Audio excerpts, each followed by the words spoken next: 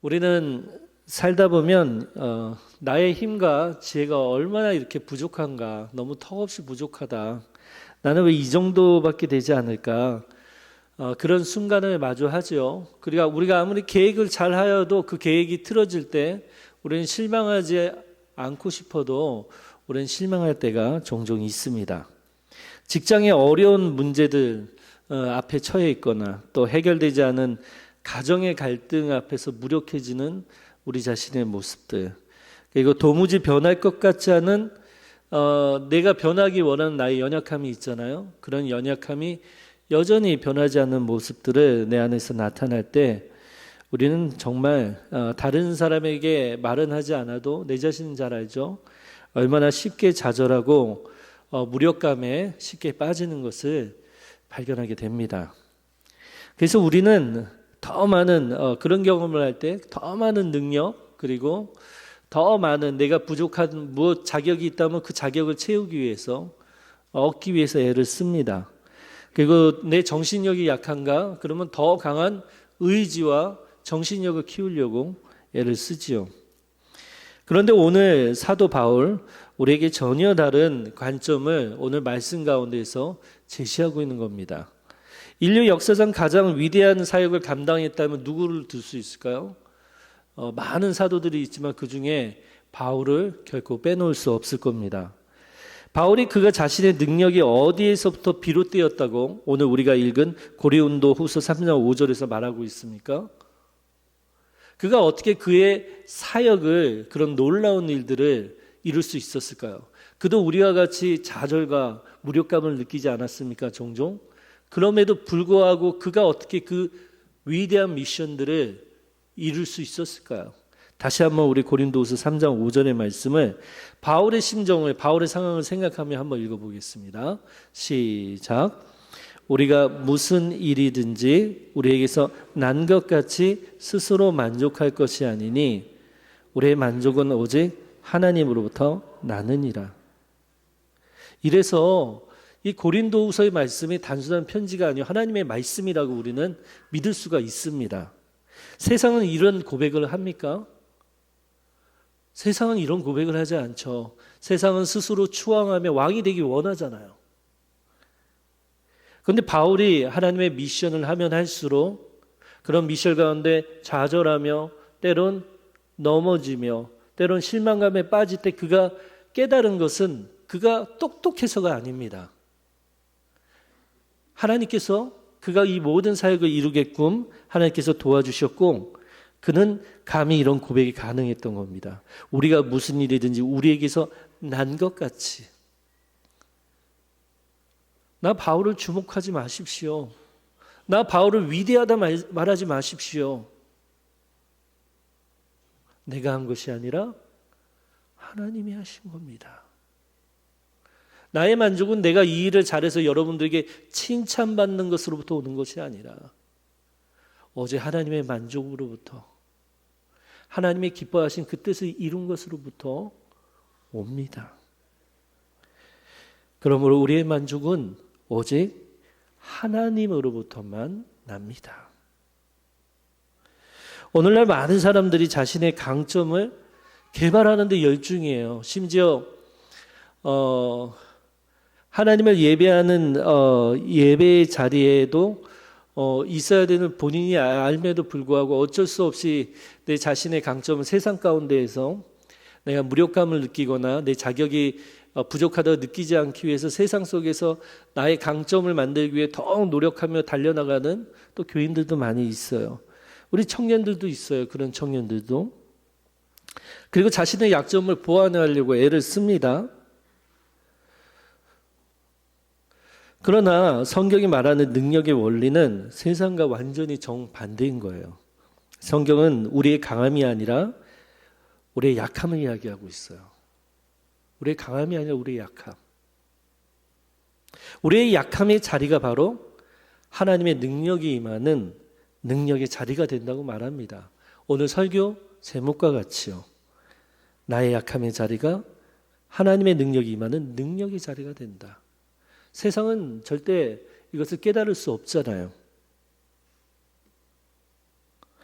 자신의 무능력함을 철저히 깨닫고 두 손 들고 항복하는 것이 우리가 있어야 할 자리임을 바울은 다시 한번 깨닫게 해주고 있어요.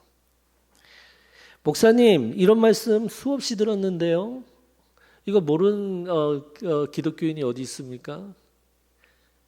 근데 우리는 과연 그런 자리에 있습니까? 지금이요.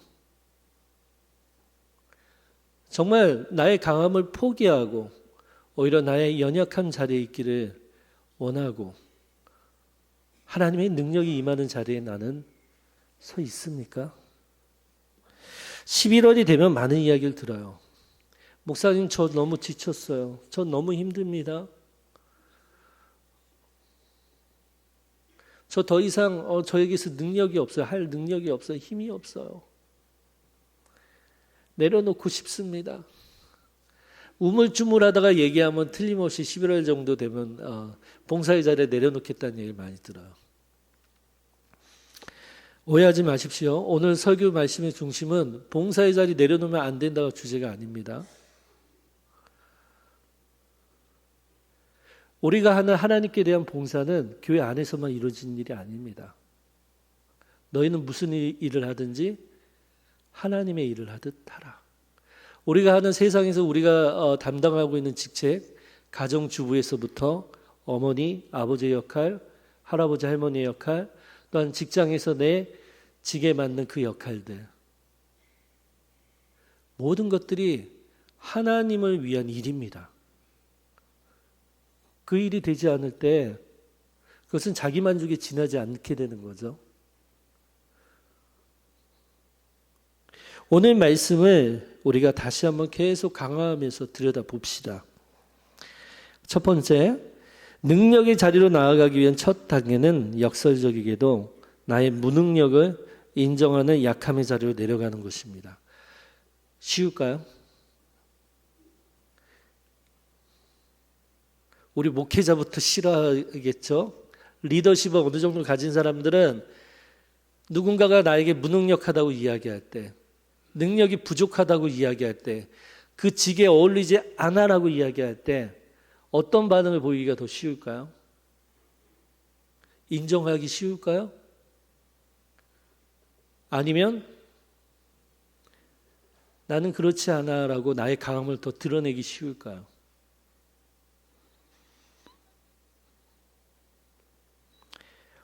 우리는 여기서 나는 만족을 잘 이해해야 돼요. 여기서는 만족은 감정적인 만족을 이야기하는 것이 아닙니다. 내가 상대방에게 어느 정도 인정받고 내가 하는 일에 있어서 칭찬도 받고 그런 가운데 내 기분이 이 정도면 좋다 할 기분이 난다. 소위 우리가 세상에서 이야기하는 신바람 난다. 이런 만족이 아니에요.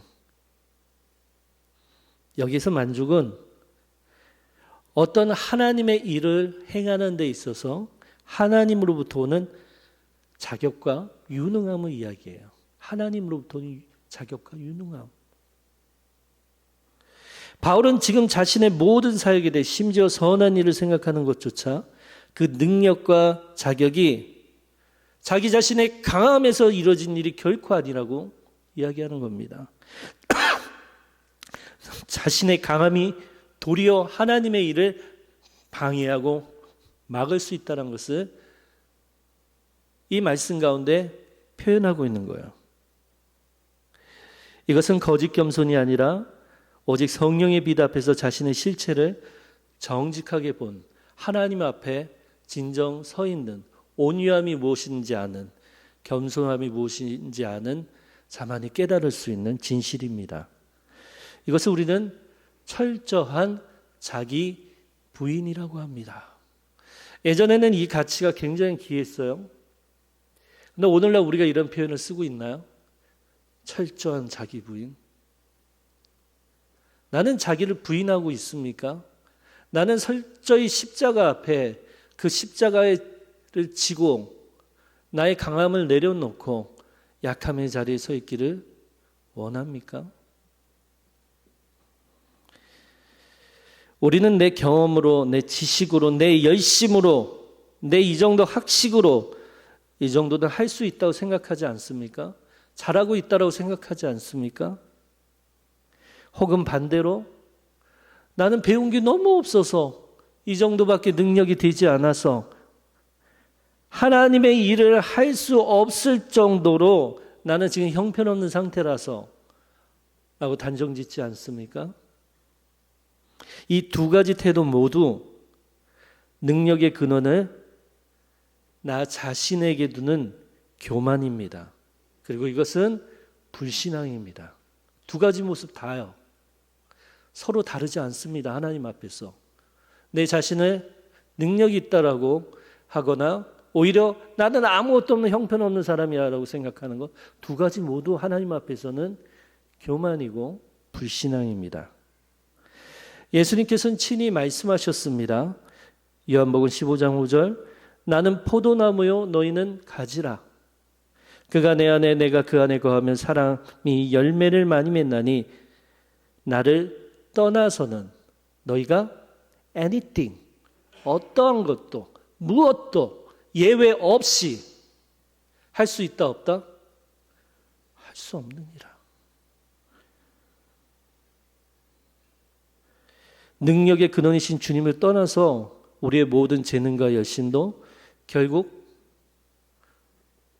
마른 가지와 같습니다. 열매 맺지 못하는 가지와 같습니다. 하나님 앞에서 우리의 강함도 약함도 아무런 자격 조건이 되지 않아요. 근데 왜 우리는 감히 그런 이야기를 합니까? 하나님 앞에 이야기를 합니까? 왜 하나님 앞에 충분하다고 이야기하고 난 충분히 그 일을 감당했다고 이야기하고 이제는 내려놓아야 할 때라고 이야기하고 반대로 나는 절대 그 일을 할 수 없다라고 이야기하는 겁니까? 그 자격과 능력의 조건을 누구에부터 온 것입니까? 과연 그것이 하나님으로부터 온 것입니까? 어린아이가 무거운 짐을 들려고 할 때 저희 도아가 쌍둥이가 있잖아요. 얘가 말라 보이는데 힘이 엄청 셉니다. 네, 힘이 엄청 세요, 얘가. 그래서 웬만한 건 자기가 들려고 해요. 무거운 것도. 막 달라고 해요. 그럼 제가 막 걱정을 합니다. 너 다친다. 들지 말아라. 그런데도 막 우겨요. 근데 어떤 때 보니까 이건 딱 봐도 못 들어요. 이거는. 얘 체중으로 들 수 없는 무게. 근데 자기가 들겠대요. 막 고집을 핍니다. 결국 들 수 있습니까? 못 들어요. 그러면 애가 엄청 실망한 표정으로 결국 저를 보고 이야기합니다. 아빠 도와주세요. 실망한 표정으로. 아빠가 도와줄 수 있어서 기쁜 게 아니에요. 아주 실망한 표정으로 저에게 부탁을 하는 거예요. 그때 제가 그 짐을 가볍게 들어 옮겨줍니다. 하나님의 능력을 경험하는 것도 이와 같습니다. 내가 할 수 있다는 교만한 마음을 내려놓는 태도, 신앙적 태도. 내가 할 수 없다라고 하는 불신앙적인 그 태도도 내려놓고 하나님, 주님 앞에 저의 빈손을 올려드립니다. 저는 할 수 없지만 하나님의 전능하신 손으로 나를 붙들어 주옵소서. 왜 우리는 과거에만 머물러 있죠? 예전에는 우리 교회가, 한국 교회가 그런 놀라운 일들을, 기적 같은 일을 했는데 왜 지금은 할 수 없다라고 생각합니까? 예전엔 가능했던 일을 왜 지금 못한다고 하는 거죠? 과연 그 마음의 근원지는 어디에서 온 겁니까? 하나님에게서 온 마음입니까? 사람에게서 온 마음입니까? 만약 우리가 매일 아침 하나님, 맞습니다. 사실 저는 하루도 제 힘으로 할 수 있는 것은 아무것도 없습니다. 하나님의 만족, 하나님의 능력으로 저를 채워 주옵소서라고 하루를 시작한다면 우리 하루는 어떻게 달라질까요? 아마 우리는 우리의 성공에 교만하지 않고 또한 우리의 실패에 특히나 우리 청년들, 젊은이들 결코 절망하거나 좌절하지 않을 겁니다. 왜냐하면 나의 실패에 절망하고 좌절하는 것도 나의 교만이기 때문에. 이렇듯 능력의 시작은 나의 약함을 온전히 인정하는 것으로부터 시작합니다. 아, 목사님, 저 회복되는 시간이 필요해요. 쉴 시간이 필요해요. 그 시작은 나의 약함을 진정 인정하는 것으로부터 시작됩니다. 주님, 저는 진정 아무것도 할 수 없지만 하나님의 일을 결코 포기하지 않겠습니다.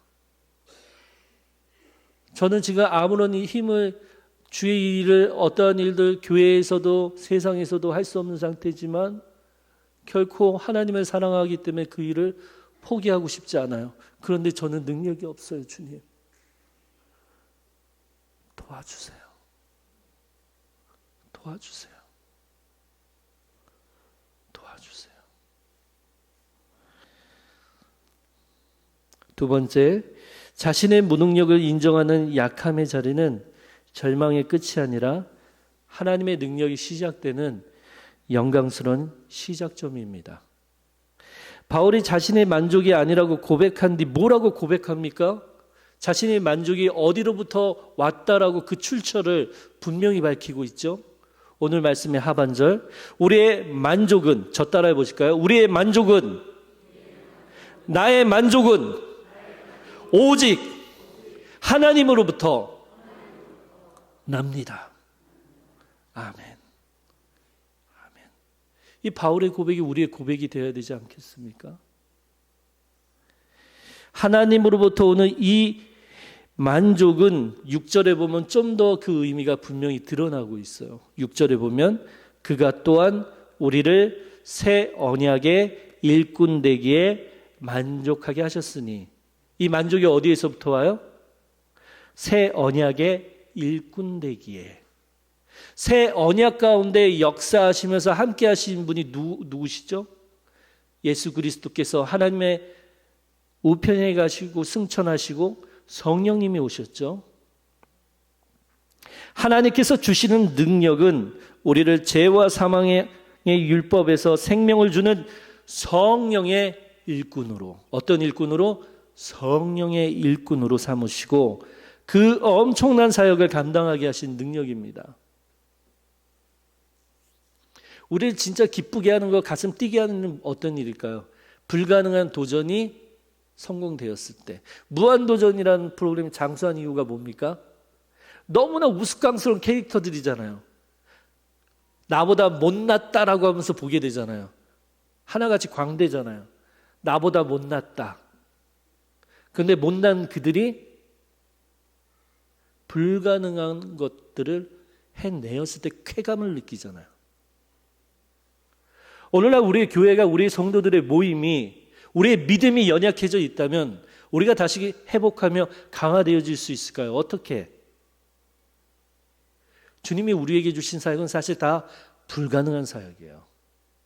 미션 임파서블한 일들이에요. 생각해 보세요. 나 자신을 돌보기도 바쁘잖아요. 그죠? 나 자신의 신앙생활, 내 영적인 양식을 내가 먹는데도 바쁘잖아요. 그죠? 그런데 다른 사람까지 챙기라니. 이웃을 사랑하는 마음으로 그들을 위해서 그들의 양식을 챙겨주고 그들에게 사랑을 전하고 그들에게 복음을 전하고 그들을 변화시키라니. 이것보다 불가능한 일이 어디 있어요?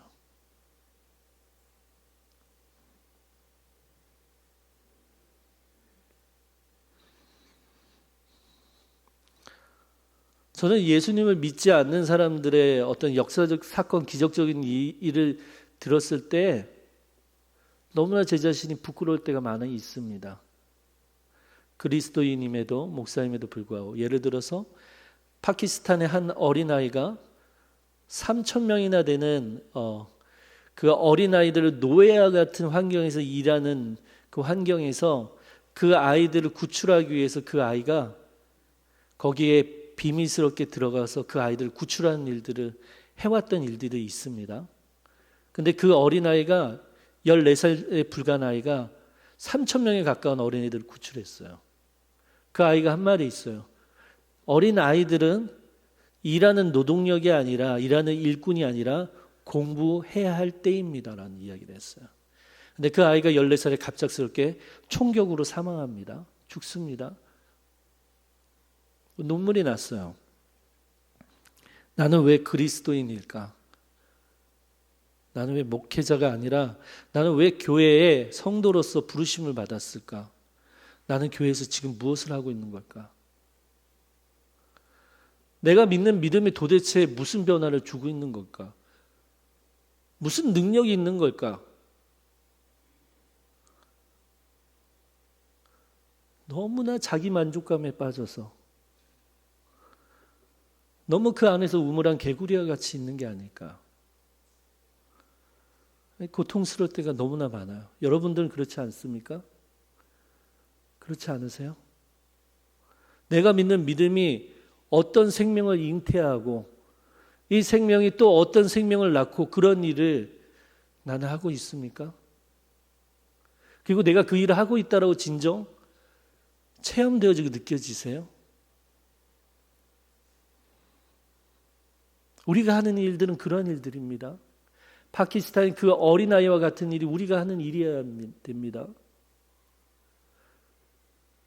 그래서 교회는 선교적이어야 된다는 이야기를 하는 거죠. 예수님은 우리로 하여금 우리의 약함의 자리에서 우리를 그리스도인으로 부르시고 우리가 그 일을 성령의 능력으로 감당하게끔 우리에게 능력을 주시며 또한 우리로 하여금 그 생명을 구원하는 선교적인 일에 합심하여 하나 되어 그 모든 일을 이루게끔 가능할 수 없을 것 같은 불가능한 일을 가능하게끔 우리를 모이게 하신 거예요. 우리는 나약하지만 하나님은 강합니다. 우리는 불가능한 일이지만 하나님은 가능케 하기 때문에 그 일을 이루었을 때 우리는 샘솟는 만족감이 넘치는 거예요. 내 감정적인 만족에 그치는 것이 아니라 하나님이 나를 통해 일하셨구나. 우리 교회를 통해 일하셨구나. 그걸로 인해서 만족이 오는 거예요. 그걸로 충분하지. 그걸로 충분하지. 그럼 우리는 찬양 부를 때도 은혜를 받잖아요. 나는 무명하나. 나는 무명하나. 내 이름은 없는 것 같으나 하나님 앞에 내 이름은 기억되어지는.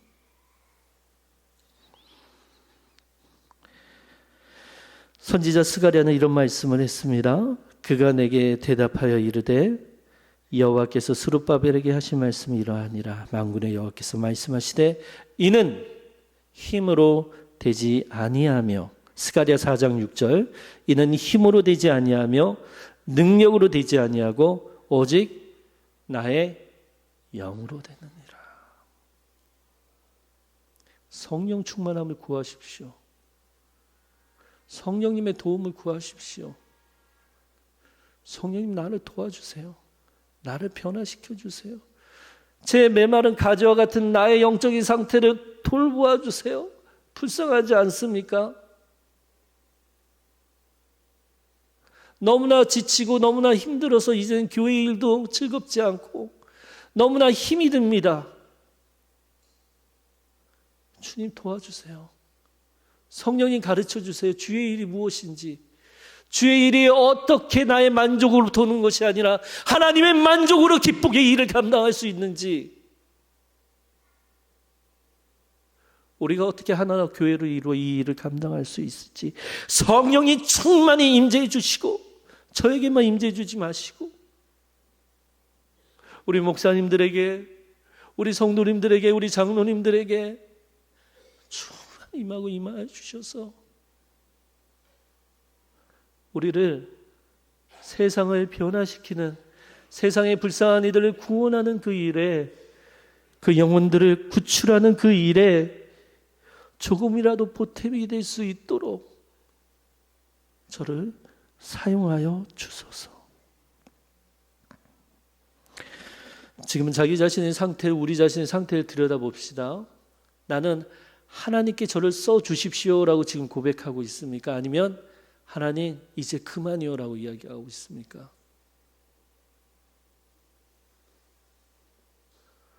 타겟 설교 결코 아닙니다. 오해하지 마십시오, 우리 성도님들. 왠지 아세요?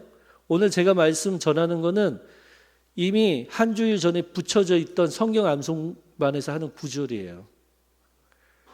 그 구절을 그대로 전하는 겁니다.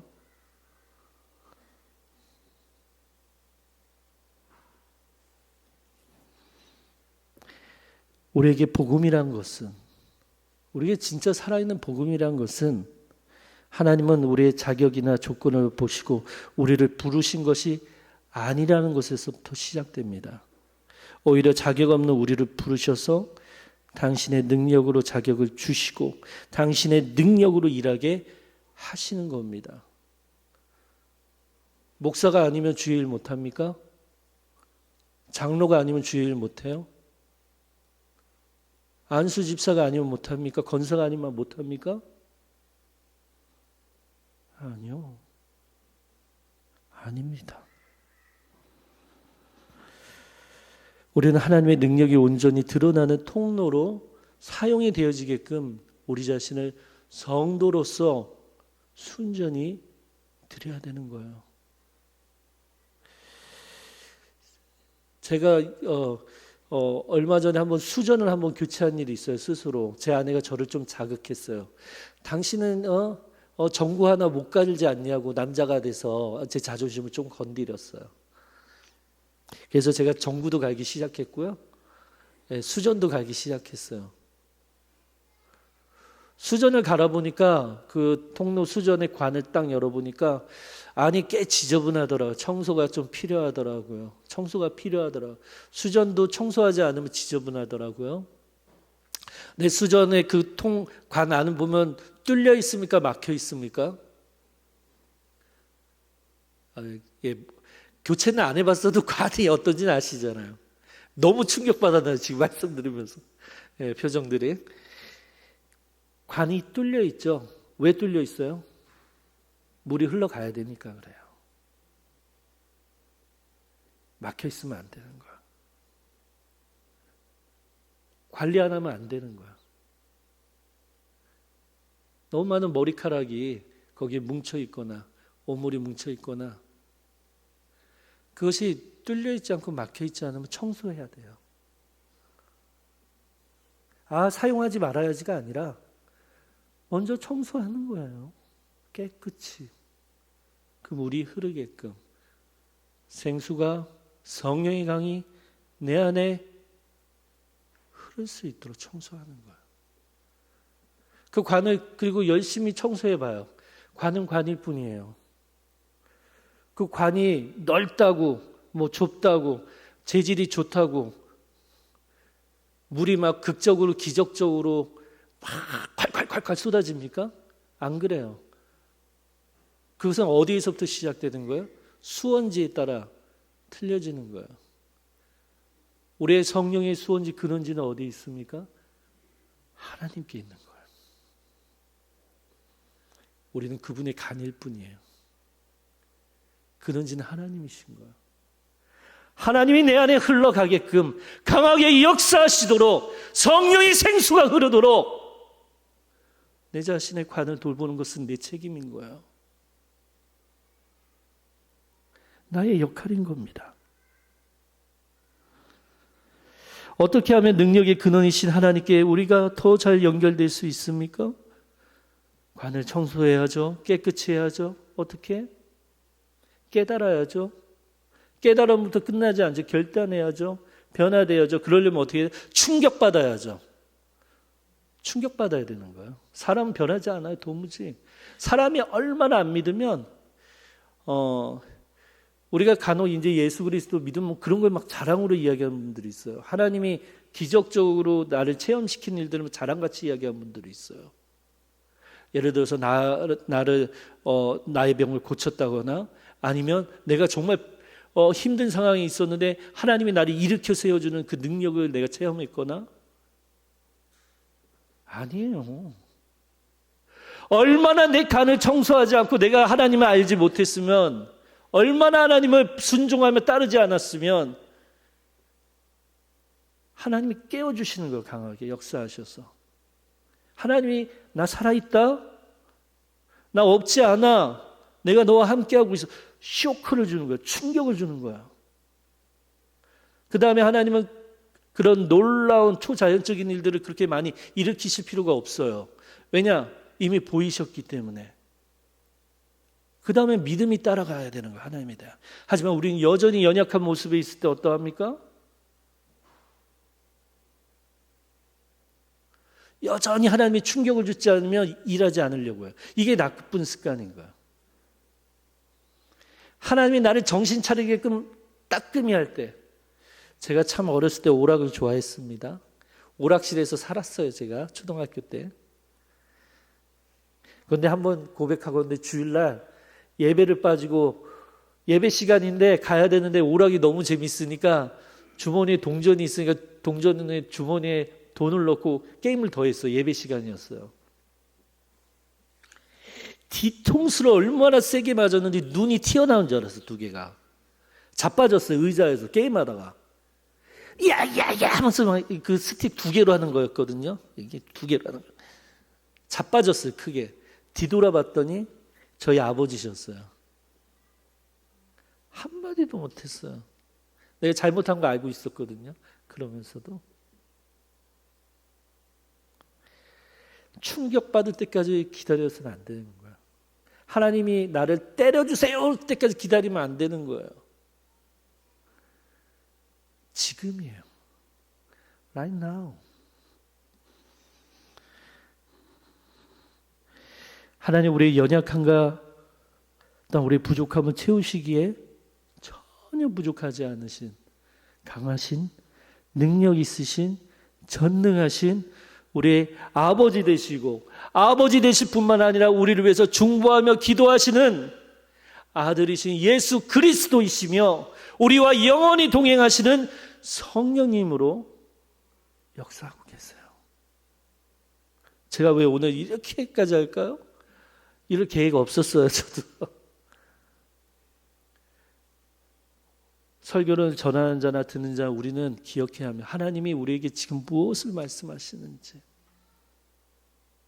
우리가 어떻게 해야 하는지 하나님의 뜻과 그 메시지를 우리는 찾아야 합니다.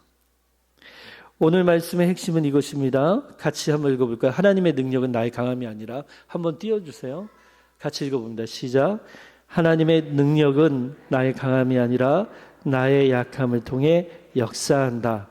자기 만족이 끝나는 곳에서 하나님의 만족이 시작된다. 나의 만족을 위해서 주의를 감당하려고 한 분은 설마 안 계시겠죠? 근데 죄송한데 할 때마다 누군가에게 인정받으려고 한다면 그러한 거예요. 그러한 거예요. 오직 칭찬은 하나님으로부터만 받는데 만족하고 하나님의 일을 성령의 능력으로 결코 나를 의지해서가 아니라 세상 일이 아니잖아요. 세상 일은 하나님의 능력이 없어도 어느 정도 굴러가겠죠. 하지만 그 세상의 일이 정말 내가 하나님의 일이 되길 원한다면 기도해야 되는 거예요. 성령의 능력으로 일해야 되는 거예요. 다른 사람을 알지 못하더라도 나는 기도하면서 그 일을 해야 되는 거예요. 그 팀의 프로젝트를 위해서 다른 팀원들은 기도하지 않으나 하나님과 연결시키지 않으나 오직 나는 하나님을 사랑함으로 이 일을 통하여 하나님의 사역이 이루어지기를 바라며 나는 성령의 충만함을 구하며 기도의 자리에 말씀의 자리에 내 자리를 내어놓고 드려야 하는 것입니다. 그때 우리는 우리의 약함이 부끄럽지도 나의 실패에도 나는 결코 낙심하지 않을 것입니다. 고린도후서 12장 10절 바울은 담대하게 선포합니다. 그러므로 내가 그리스도를 위하여 약한 것들과 능욕과 궁핍과 박해와 공고를 기뻐하노니 어떻게 이걸 기뻐할 수 있어요? 이는 내가 약한 그때의 강함이라. 아멘. 하나님의 능력이 임할 자리, 하나님의 영광이 머물 자리, 나의 약함의 자리입니다. 바로 그때 성령의 생수가 강물과 같이 우리의 관을 흘러갈 것입니다. 빌립보서 4장 13절의 말씀을 마지막으로 함께 읽으며 기도하며 마칩니다. 시작. 내게 능력 주시는 자 안에서 내가 모든 것을 할 수 있느니라. 아멘. 기도하겠습니다. 하나님 아버지, 나의 힘과 지혜를 의지했던, 나의 만족을 추구했던 교만을 회개합니다. 나의 완전한 무능력을 인정하는 약함의 자리로 내려가게 하옵소서. 나의 만족이 오직 하나님으로부터 옴을 믿고 나의 모든 상황 속에서 하나님의 능력만을, 성령의 충만함을 구하고 의지하게 하옵소서. 나의 가장 연약한 부분을 통해 하나님의 가장 위대한 능력이 드러나는 통로로 사용하여 주시고, 우리의 약함을 들어 강하게 사용하시는 우리 주 예수 그리스도의 이름만이 드러나게 하여 주옵소서. 이 모든 말씀 우리를 죄와 죽음으로부터 구원하여 주신 예수님의 이름으로 기도합니다. 아멘.